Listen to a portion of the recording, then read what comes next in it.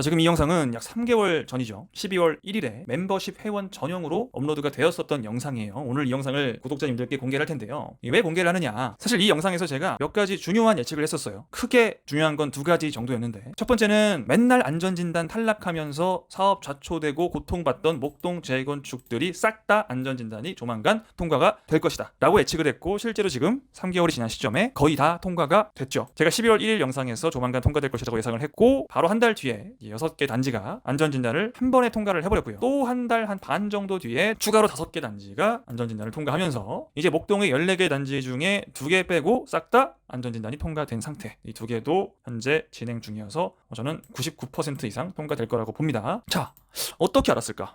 이거 어떻게 알았어요? 라고 물어보시더라고요. 아니 이거 어떻게 알았냐? 1월 10일, 2월 28일에 싹 다 통과될 거라고 어떻게 12월 달에 미리 알고 있었느냐? 이게 뭐 미리 제가 미래를 예언하는 게 아니고요. 사실은 여러분도 아실 수 있는 내용이긴 했습니다. 뭐 굳이 목동의 안전진단 통과가 아니어도요. 대충 언제쯤에 어떤 일들이 일어날지를 어떻게 미리 알 수 있는지를 오늘 공개되는 영상을 좀 보시면 어느 정도는 이렇게 알 수 있는 거구나 깨달으실 수 있을 거예요. 제가 이때 영상을 올릴 땐 그렇게 주의 깊게 안 듣다가 이거 지나고 보니까 신기한데 라고 해서 오늘 조금 주의 깊게 보시는 분들이 있으실 것 같아서 공개를 합니다. 그리고 제가 크게 2가지 예측을 했다고 했는데, 나머지 한 가지는 4월 27일에 발생하는 큰 변수에 대한 이야기입니다. 과연 4월 27일에 어떤 일이 생기는지 올해 부동산 시장에서 일어나는 일들 중 가장 중요하지 않나 하는 생각이 들고요. 4월 27일 전까지 무엇을 준비해야 할지도 한번 생각을 해보세요. 이 2가지를 키포인트로 잡고 공개된 영상을 시청하시기 바랍니다. 자, 그럼 12월 1일에 멤버십 회원 전용으로 업로드했던 영상을 공개합니다.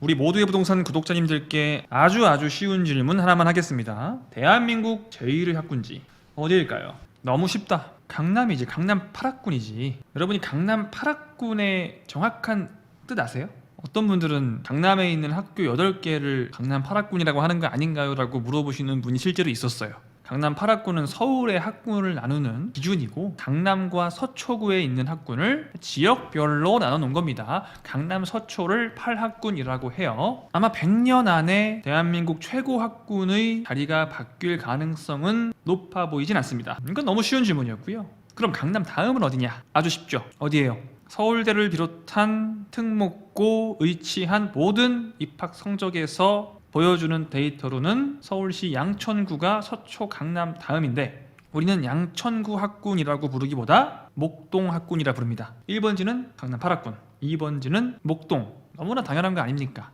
서울 3대 교육특구 대치 목동 중계라고 하지만 사실 대치 목동과 중계학군은 조금 큰 차이가 있죠.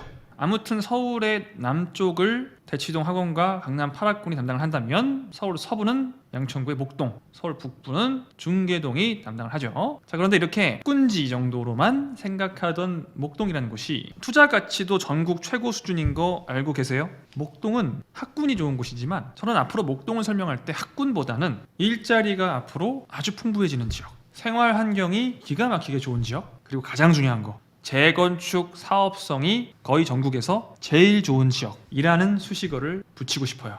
그냥 목동을 교육 2번지 정도로 설명을 하기엔 이 타이틀은 너무 부족합니다. 오늘 이 목동이라는 지역, 여러분이 재건축 재개발 투자에 관심이 있다면 반드시 알고 있어야 하는, 너무 현금이 많이 들어가서 불가능하다고 생각하시겠지만 사실은 충분히 가능하다는 거, 오늘 모두의 부동산과 함께 알아보겠습니다.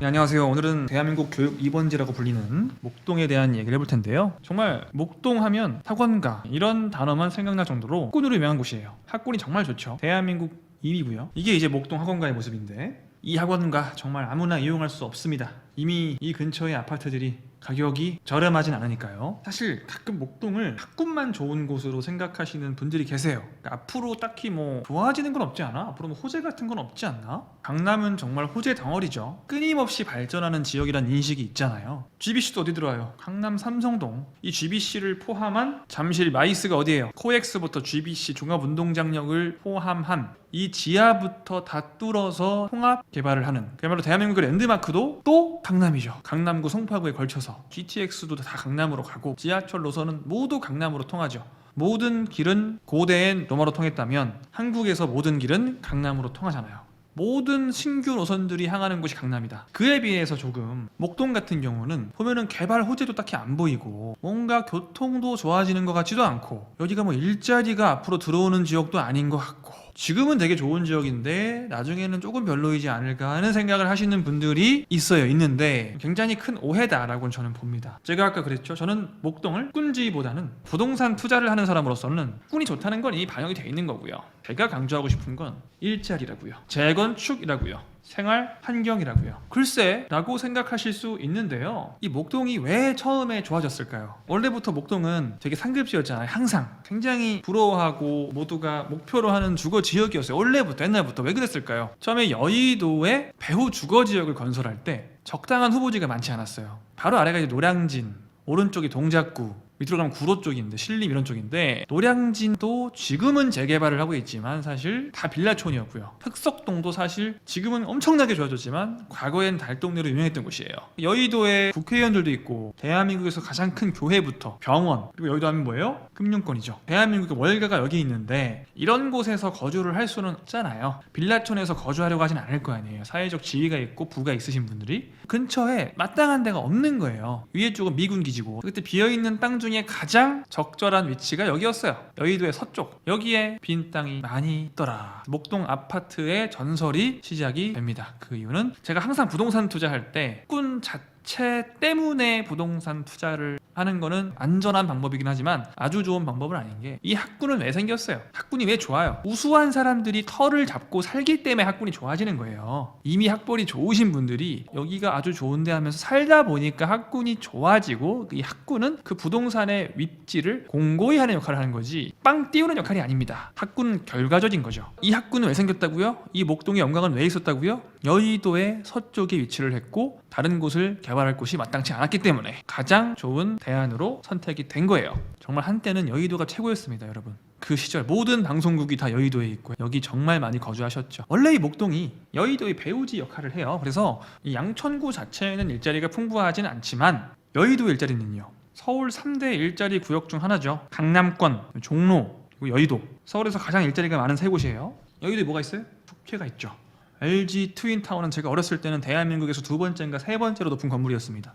NH투자증권, KDB 산업은행, 기타 등등 보통 이제 대한민국의 금융권 본사들이 다 여의도에 있죠. 왜? 금융감독원과 한국은행이 여의도에 있거든요. 거기 붙어 있어야 돼요. 한국은행과 금융감독원이 지방으로 이전하지 않는 이상 이 대한민국의 금융 공룡들이 여의도를 떠날 가능성은 거의 없다고 봐야죠. 기본적으로 목동은 일자리가 풍부한 곳입니다. 자, 그런데 이건 이미 가지고 있는 거고요. 앞으로 일자리가 늘어나요. 목동 근처에 여의도의 일자리는 그대로 가져가면서 아주 좋은 배우지 역할을 또 합니다. 그게 어디냐? 굉장히 의외지만 마곡이에요. 마곡은 제가 제2의 판교 후보지 중 하나로 소개를 몇 번이나 했던 곳이죠. 이게 지금 마곡의 전경인데 딱 봐도 당질의 일자리가 어마무시하게 많겠다라는 느낌이 들죠. 사실 앞으로 더 중요한 건 여의도보다 마곡일 수 있어요. 목동 입장에서 지금은 여의도가 목동 근처의 최고의 일자리 구역이지만 앞으로 마곡이 더 중요한 역할을 할 수가 있습니다. LG 사이언스 파크가 대표적이고요. 넥센타이어 건물은 정말 멋있습니다. 여러분 가실 일 있으시면 꼭 한번 구경하고 오시고, 오스템 임플란트, 이랜드 본사, 대방건설 등등 이름만 딱 들으면 알 수 있는 대기업들이 대거 있고, 마곡의 장점은 아직 입주할 기업들이 줄줄이 남아있다는 거예요. 많은 기업들이 건물을 열심히 짓고 있죠. 여기가 마곡지구예요. 목동이 여기죠. 여의도가 여기고요. 이 목동의 위치를 보시면은 절묘하게 우여의도 좌마곡의 정중앙에 위치를 합니다. 절묘한 위치예요. 은근히 마곡이요, 주변에 딱히 거주할 만한 곳이 애매해요. 일단 왼쪽은 김포공항이고요. 마곡 자체에는 신축 아파트가 별로 없어요. 이 마곡 엠벨리 정도를 제외하고는 마곡 쪽에 신축 아파트들이 이만큼밖에 없어요. 완전 직주 근접만을 따지시는 분들은 이쪽에 많이 거주하시겠지만 생활 환경이나 학군을 또 많이 따지시는 분들, 사실 생활 환경도 마곡이 괜찮긴 해요. 괜찮긴 한데 군 따지시는 분들은 대안이 목동밖에 없죠. 이 근처에서는. 이럴 때 또 학군이 굉장히 중요한 요소가 됩니다. 학군 때문에 호재가 되는 거예요? 그렇게 생각할 수도 있지만 근본적인 원인은 마곡의 일자리가 늘어남으로써 학군지로, 바로 근처 마곡의 일자리가 늘어남으로써 목동 학군지에 긍정적인 영향을 주는 거거든요. 학군이 좋아도 근처 일자리가 늘지 않으면 그렇게까지 호재가 있다고 볼 수는 없는 거잖아요. 이해되시죠? 앞으로 마곡 일자리는 계속 늘어날 거고요. 늘어나는 수요는 마곡 자체도 호재지만 그 늘어나는 일자리로 인해서 마곡에 있는 아파트들, 주택들도 호재를 받지만 목동도 상당히 호재를 받는다. 정말 중요한 부분입니다. 그래서 저는 목동 얘기할 때 일자리를 꼭 강조합니다. 목동 하면 일자리 아닌가 라는 말이 나오는 게 이상한 게 아니다. 자, 그리고 생활환경, 우리가 보통 미래형 투자처를 얘기할 때 사람들은 시간이 흐르면 흐를수록 어떤 곳들을 선호하게 되느냐, 거기에 부합하는 곳을 우리가 미래형 투자처라고 얘기를 하는데, 생활환경이 좋아야 됩니다. 미래에는 단순히 지하철이 많고 이런 게 아니에요. 정말 내가 여기 살기에 좋느냐, 여유롭게 내가 내 라이프를 즐길 수 있느냐가 굉장히 중요한 요소가 앞으로 될 거라고 보는데, 그런 면에서도 목동은 굉장히 유망하죠. 안양천은 목동 안양천이 최고예요. 좋은 동네가 안양부터 쭉 올라오는데 확실히 좀 예산도 많고 그런 동네가 잘 꾸며놓고 관리 잘 됩니다. 이런 데크길도 제일 잘 돼 있어요. 목동 쪽의 안양천이. 이런 게 되게 중요한 거예요, 여러분. 살면서 앞으로 점점 이런 산책로들이 맡는 역할이 굉장히 중요해질 겁니다. 파리공원 약간 옛날 감성이긴 한데 괜찮아요. 양천 근린공원, 이렇게 저는 세 곳을 제일 좋아합니다. 임장 가시는 분들은 꼭 이런 곳들 가보셔야 돼요.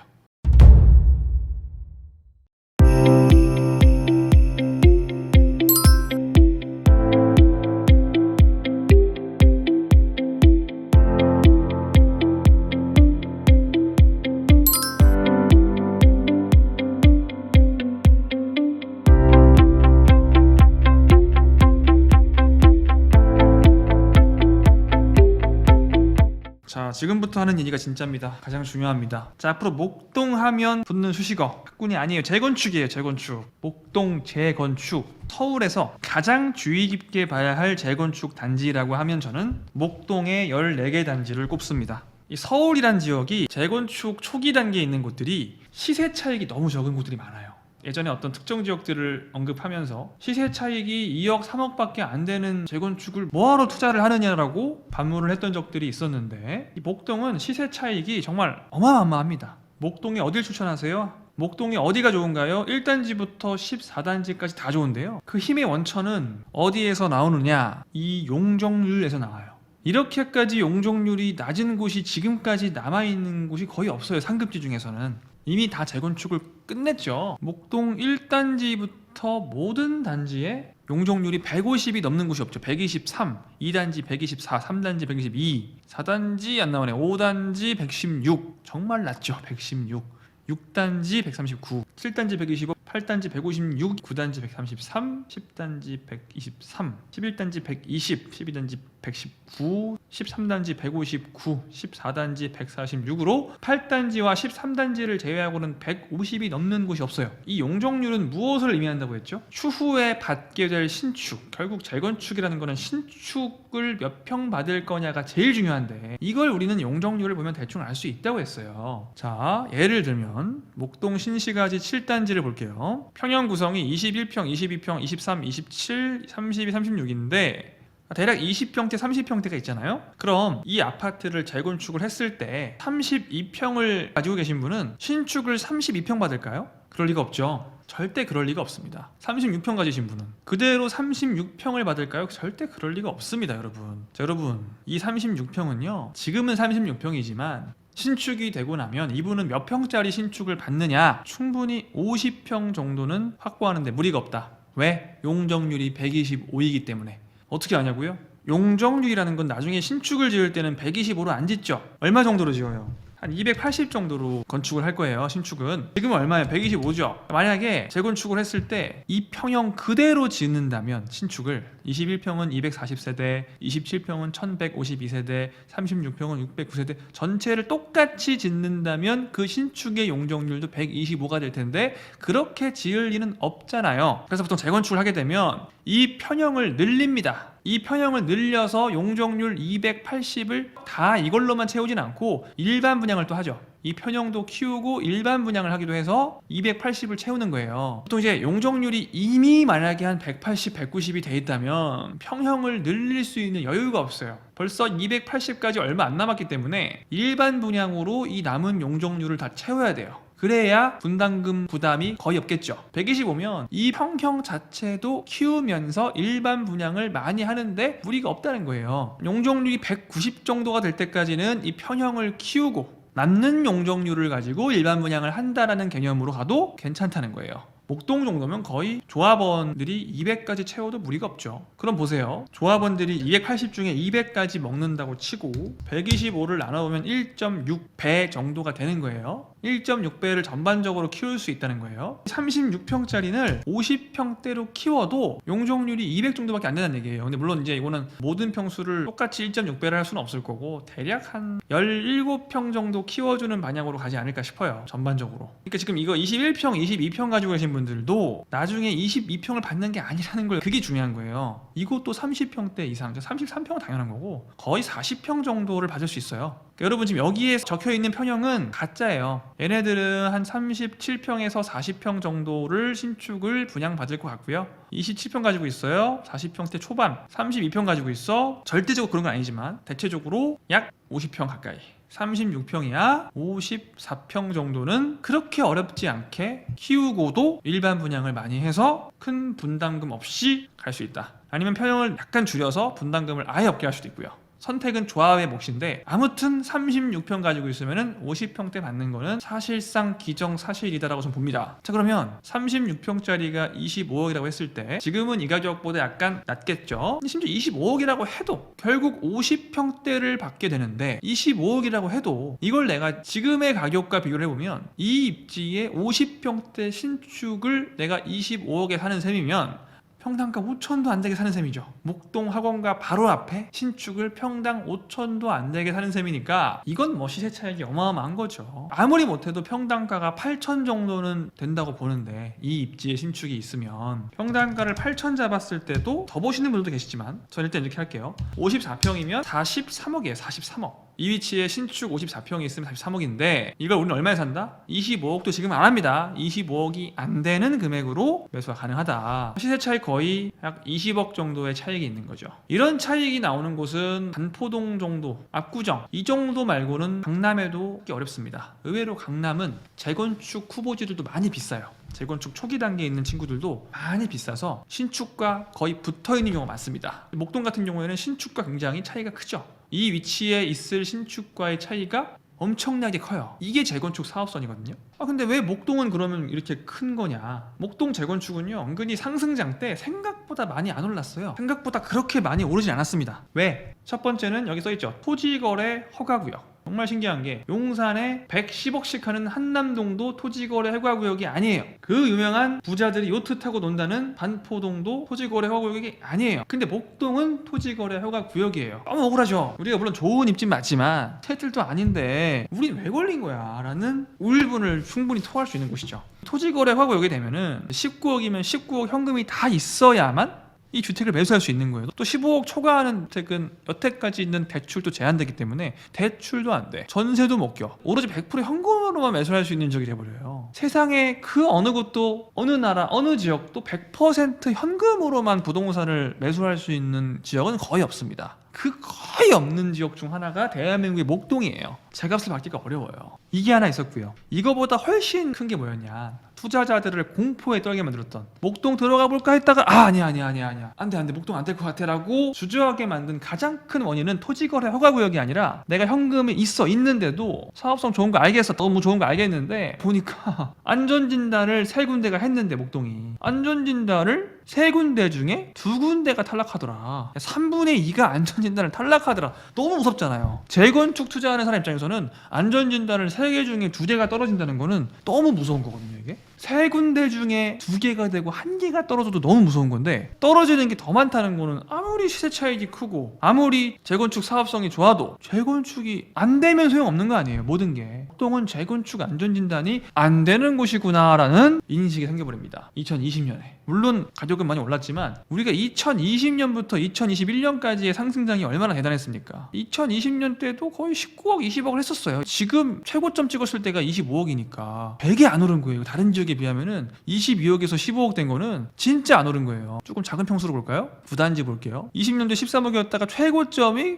고작 16억이었어요. 여러분 20년도에 13억 했던 곳이 22년도 초 최고점일 때 16억밖에 안 했다? 되게 드문 거예요 이거. 보통 13억 했으면은 이때 막 25억까지 간다고요. 어떤 데는. 이게 무서운 거. 이때부터 생각보다 2020년, 2021년이 폭등기 때 잘 못 올랐죠. 너무 이 상승장 때 오르지 못했어요. 보시면 다른 지역들은 이때 그래프가 다 이래요. 다 막 이러다가 이렇게 떨어지는 막 이전 이런 모습인데 여기는 애초에 오른 게 없죠. 그 주택 최고 폭등장에서 거의 오르지 못했다. 이건 사실 저는 이 안전진단 탈락에 대한 공포가 굉장히 컸다고 보고요. 그리고 시장에 참여하시는 대부분이 이 27평을 매수하면 나중에 27평이나 한 34평 정도를 받는다고 생각하시는데 절대 아니다. 40평 가까운 평수가 가능하다라는 걸 거의 모르셨어요. 여태까지는. 이런 오해, 그리고 안전진단 탈락에 대한 엄청난 공포, 그리고 토지거래 허가구역이라는 3단 콤보로 인해서 목동은 생각보다 2020년도에 못 오르게 돼요. 생각해보세요. 여러분 13억 6천이면 추후에 목동에 40평짜리 아파트가 생겨요. 이거 좋은 투자 아니에요? 어마어마한 투자죠, 여러분. 과연 이보다 좋은 투자가 서울 시내에 있을까요? 글쎄요. 여러 오해와 공포가 쌓여서 지금의 가격이 형성이 돼 있는데 이거 이제 대출 되죠. 앞으로 50% 되죠. 소득이 좀 받쳐주시는 분은 6, 7억 정도 현금이면 목동에 나중에 40평짜리 아파트를 신축을 받을 수 있는 곳을 들어갈 수 있다니까요. 목동 투자하는데 이 수십억씩 필요한 거 아니에요. 이제는 6, 7억이면 들어갑니다. 더 작은 평형, 이런 건 더 싸겠죠. 이제 27평이 13억 6천 나왔으면 이 친구는 좀 더 떨어지겠죠. 12억이나 11억 이런 식으로. 한 5, 6억 정도면 들어가는 거예요. 20평짜리도 나중에 충분히 34평 이상 최소 받는데 무리가 없다고요. 자, 그런데 토지거래 허가구역 걸려있고 계속 안전진단 안 되고 그러면 진짜 안 좋은 거 아니야? 가장 크리티컬한 안전진단은 곧 해결이 그냥 돼버립니다. 그러니까 방송도 했었어요. 이제 안전진단은 중요한 게 아니라고 했어요. 앞으로 개정이 되고 나면 이 몇 개월 내에 안전진단 규정이 바뀔 텐데 그때가 되면 사실 안전진단을 통과하지 못하는 곳은 거의 없을 거고, 가장 중요한 이 목동 재건축 아파트들이 맨날 탈락했던 2차 정밀안전진단, 다른 말로 공공기관 적정성 검토를 앞으로는 안 할 가능성이 커요. 이 탈락시켰던 그 검사를 안 해버리면 어떻게 될까요? 통과하겠죠. 왜? 검사가 의무였는데 이젠 지자체에서 요청하는 경우에만 시행할 거니까. 목동 재건축 단지들은 기다리고 있다가 이 개정이 되는 순간 일제히 안전진단을 밀어붙여서 통과를 시킬 겁니다. 이거 안 해도 되니까. 이걸 앞두고 있는 곳들은 그냥 자동 통과가 되는 거죠. 왜? 서울시에서 요청을 안 할 거니까요. 적정성 검토를 요청할 리가 없으니까. 지금은 시장이 공포로 얼어붙어 있지만 공포의 원인이 되는 것은 곧 사라진다는 거. 가장 큰 원인이 사라진다는 거. 즉 이 목동 재건축을 눌러오던 가장 큰 공포가 사라진다는 게 매우 중요합니다. 그리고 두 번째, 토지거래 허가구역도 이건 확신은 못해요. 확신은 못하지만 저는 풀릴 가능성이 좀 크지 않나라고 생각합니다. 이번 정부는 1개월, 2개월마다 계속 부동산 규제 완화 정책을 내는 정부죠. 전 정부에서 묶었던 규제를 다 풀어주는 정부예요. 토지거래 허가구역도 분명히 이걸 일정 기간마다 재심사하게 돼 있어요. 토지거래 허가구역을 연장할지 중단할지. 이걸 연장하지 않으면 자연스럽게 끝나는 거예요. 토지거래 허가구역이 자연스럽게 사라져요. 해제가 되는 거예요. 자동으로. 가만히 있으면. 시도지사 또는 국토부에서 연장을 해야 되는데 국토부에서 연장을 할까요? 연장할 리가 저는 없다고 봅니다. 계속 규제를 완화해주는 윤석열 정부에서 글쎄 계속 연장을 할까? 강남의 압구정동은 모르겠지만 목동을 계속 연장을 할까 하는 생각은 듭니다. 만약 토지거래 허가구역까지 해제가 된다면 자연스럽게 두 번째 방해물도 사라지고 전세도 받을 수 있게 되는 거예요. 훨씬 투자하기 좋은 환경이 조성이 되는 거죠. 그리고 아까 제가 말씀드렸던 평형 배정에 대한 오해. 35평짜리를 사면 이 평형을 보고 있더라고. 이 평단가를 21억 5천이니까 38평 나누면 평단가가 얼마. 그게 아니라니까. 이거는 38평이 아니라 나중에 50평 이상이 된다니까요. 이 평단가로 봐야죠. 항상 재건축, 재개발 투자하는데 지금 현재 가지고 있는 주택의 평단가가 무슨 의미가 있습니까? 나중에 새로 지어지는 신축의 평단가로 보는 거죠. 그 평형으로. 가끔 댓글에 재건축 재개발 얘기 제가 하는데 13평짜리가 10억이다, 평당가가 거의 막 1억 가까이 된다. 이게 아니라니까요. 얘가 나중에 애가 30평대가 되잖아요. 34평짜리가 10억이냐라고 생각하는 거죠. 이건 부술 거니까요. 이거 없애버릴 거니까. 듣고 보니 목동만큼 좋은 재건축 투자처는 없는데? 라는 생각이 자연스럽게 드실 겁니다. 근데 자본이 5억 6억 이상이야. 어딜 보는 게 좋아요? 물론 다른 곳도 좋은 곳이 있습니다만 목동을 보는 곳이 거의 베스트 3 안에 들죠. 나머지 두 곳은 어딘가요? 다음 영상에서 말씀을 드릴 테니까 구독해주시고 알림 설정해주시면 나머지 두 곳도 들으실 수 있을 거예요. 물론 목동 하면 여러분이 학군지라는 단어가 가장 먼저 생각이 나겠지만 앞으로 목동 하면 뭐다? 목동은 일자리다. 목동은 뭐다? 재건축이다. 목동 재건축이란 단어가 입에 붙었으면 좋겠습니다. 이 중에 어떤 단지가 가장 좋은지는 조금 더 세심한 분석이 필요하겠죠. 어떤 평형, 어떤 단지를 들어갈지 꼭 한번 고민해보시고 투자를 안 하셔도 괜찮아요. 투자를 하실 분들 말고 안 하실 분들도 어떤 단지 어떤 편형이 제일 괜찮은지를 한번 생각을 한번 해보시고 댓글에 의견을 남겨주시면 우리 모두의 부동산에서 추첨을 해서 가장 제 의견과 일치하시는 분 5명을 뽑아서 스타벅스 카드 2만원짜리를 보내드리겠습니다. 목동은 재건축이다. 여러분 다음 시간에 만나요. 안녕. 자, 잘 보셨나요? 아시겠죠? 여러분도 어느 정도는 미래를 예측할 수 있는 능력이 있다는 걸 여러분도 알 수 있습니다. 이것도 여러분도 알 수 있는 내용이에요. 듣고 보니 나도 미리 생각 조금만 해봤으면 알 수 있는 내용이네. 자, 4월 27일 전에 여러분이 어떤 행동을 취하셔야 할지는 따로 한번 정리를 해서 올리도록 하겠습니다. 타이밍이 지금 굉장히 얼마 안 남았고 중요하기 때문에 머지않은 시일 내에 아마 다음 주나 다다음 주 내에 업로드가 될 테니까 궁금하신 분들은 알림 설정해 놓으시고요. 그리고 이런 예측을 누군가는 별로 의미 없다고 생각할 수도 있지만 이런 예측들을 미리 보고 싶으신 분들은 저희 모두의 부동산 멤버십 회원에 가입하시기 바랍니다. 이 영상은 모두의 부동산 멤버십 회원 전용으로 올렸던 영상을 수개월에서 약 1년 정도 후에 일반에 공개하는 영상입니다. 우리 모두의 부동산 회원이 되시면 이런 투자 정보 관련한 영상을 해당 지역의 집값이 오르기 전에 미리 들어보실 수 있습니다. 이런 모두의 부동산 멤버십에 가입하면 얻을 수 있는 7가지 혜택 중 하나일 뿐인데요. 나머지 6가지는 무엇일까요? 방금 말씀드린 회원에게 먼저 공개되는 영상은 그야말로 투자 관련 영상을 먼저 볼 수 있다는 혜택이었고요. 두 번째 혜택은 더 좋은 혜택이죠. 아예 일반에 공개되지 않는 영원히 회원 전용으로 볼 수 있는 영상들이 올라갑니다. 즉 아예 회원 전용으로 올라가는 영상들이 또 따로 있습니다. 찍어서 올리는 영상뿐만 아니라 멤버십 회원들은 이미 한 달에 한 번씩은 실시간 스트리밍을 함께하고 있죠. 평소에 언급하기 어려운 특정 지역, 특정 단지 등에 대해서 질문받고 답해드리기도 하고요. 스트리밍에선 저도 많은 이야기를 하지만 매니저도 상주하면서 채팅방에서 우리 회원 여러분들의 질문에 답변을 해드리고 있죠. 이렇게 회원 선공개 영상, 전용 영상, 회원 전용 스트리밍까지 모두 월 1회 이상, 한 달에 최소 3회에서 6회까지 회원님들을 위한 영상이 올라갑니다. 네 번째 혜택, 회원 전용 카톡방 입장. 모든 방은 저 모부가 상주하고요. 우리 매니저를 비롯한 전문가들이 상주하면서 함께 소통하고 정보를 나누고 간단한 질문에 답변도 해드리죠. 이 카톡방에는 저희 말고도 정말 대단하신 분들이 많으니까요. 들어오셔서 많은 정보 얻으시길 바랍니다. 5번째 혜택, 모두의 부동산이 내부 강연을 하거나 정모를 주최할 경우 회원들은 우선 참여권이 있습니다. 거의 대부분의 오프라인 모임은 이런 식으로 회원들께 공지를 띄워서 진행이 된다는 점. 6번째 혜택부터는 혜택인지 잘 모르겠는데 아무튼 회원에 가입하면 댓글을 다시는 여러분들 옆에 이런 멋진 표식이 생깁니다. 처음 가입하시면 동메달, 점차 시간이 지남에 따라서 은메달, 금메달, 스타로 진화를 하죠. 마지막 7번째 혜택은 회원님들만 사용할 수 있는 양파 이모티콘. 회원님들이 이미 사용하고 계시죠? 귀엽죠? 요건 이제 아까 말씀드린 회원 표식이고요. 사실 5번째까지가 끝이었던 것 같지만 아무튼 7가지 혜택. 많은 구독자 여러분들이 회원으로 가입하셔서 우리 회원 전용 카톡방 그리고 실시간 스트리밍에서 모부와 실시간으로 소통해 주시기 바랍니다.